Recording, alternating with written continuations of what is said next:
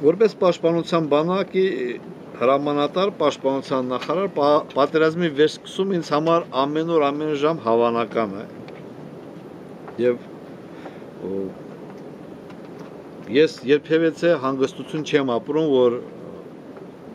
պատերազմը կարող է սկսի, կարող է չսկսի։ Պատերազմի վերսկսումը միշտ հնարավոր է։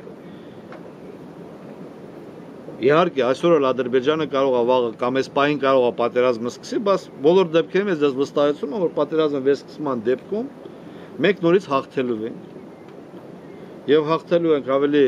լինելով ավելի լավ իրավիճակում, քան այսօր մեկ կա։ Այսինքն մեր դիրքերը կարգավիճակը ավելի բարելավելու, քան այսօր մենք ունենք։ Բայց բոլոր դեպքերում կարծում եմ